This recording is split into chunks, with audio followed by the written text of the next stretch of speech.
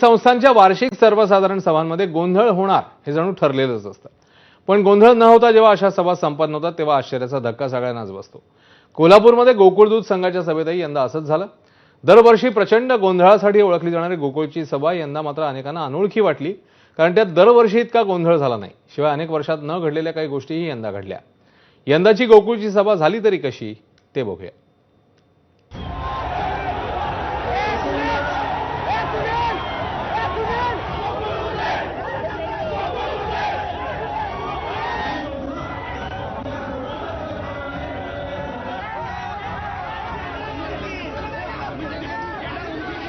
कोण म्हणतं गोकुळ दूध संघाच्या वार्षिक सर्वसाधारण सभेत गोंधळ होतो?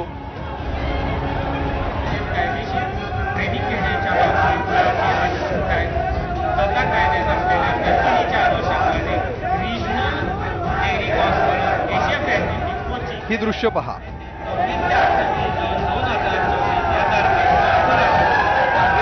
या घोषणाबाजीला जर तुम्ही गोंधळ म्हणणार असाल तर गोकुळच्या पूर्वीच्या सभा तुम्ही पाहिल्याच नाहीत।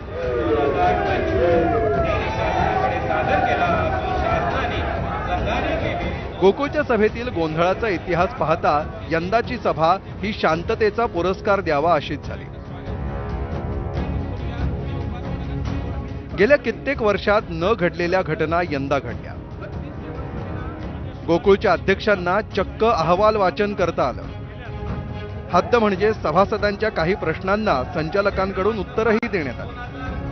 गोकुळच्या सभेत कधीही न घडणाऱ्या अशा दुर्मिळ घटनांमुळे ही सभा शांततेत पार पडल्याची चर्चा कोल्हापुरात रंगली होती। पण ही शांतता फार काळ टिकली नाही। लाडक्या बहिणीला माईक द्यायला सांगा, प्रश्न विचारू देत म्हणा। लाडक्या बहिणीला माईक द्यायला सांगा, प्रश्न विचारू देत म्हणा। या आहेत गोकुळच्या संचालिका शौमिका महाडिक। कोल्हापूरच्या दूध संघाच्या सर्वसाधारण सभेत आपला आवाज ऐकला जात नसल्याची तक्रार त्यांनी यंदाही तितक्याच तीव्रतेने केली आणि सभा शांततेत पार पडण्याच्या संचालक मंडळाच्या इराद्यांना पहिला धक्का बसला। अहवालाच्या विषयाचं वाचन त्यांनी 1 मिनिटात संपवलं। त्याच्यावरती कोणाचा विरोध आहे का त्यांनी विचारायला पाहिजे होता। कालपासून मी सांगतेय माझा या विषयावरती निषेध आहे किंवा विरोध आहे। पुनर्विचारासाठी हा विषय ठेवण्यात यावा। पण त्यांनी तो विषय तिथे नोंदवायला हवा आहे, बोलायची संधी द्यायला पाहिजे होती।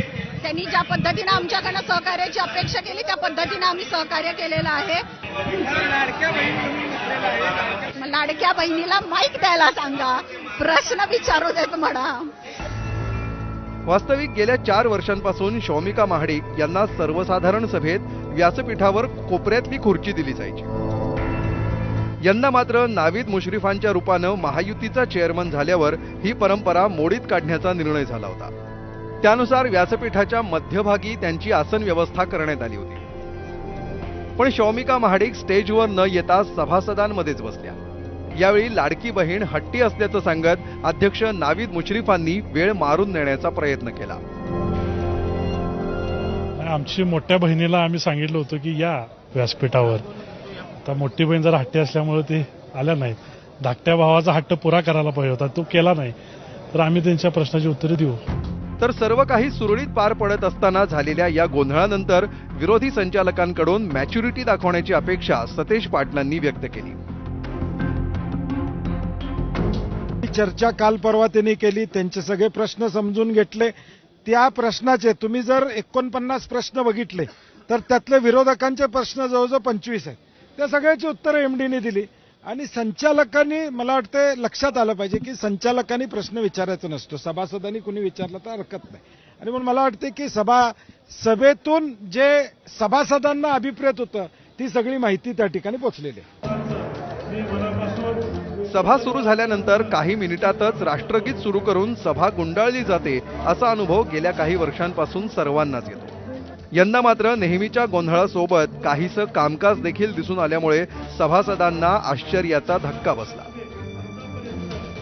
हे आश्चर्य भविष्यातल्या सभांमध्येही कायम राहणार की यंदाचा समन्वय हा केवळ फ्लूक ठरणार हे लवकरच कळेल। कोल्हापूरहून विजय केसरकरसह ब्युरो रिपोर्ट, एबीपी माझा।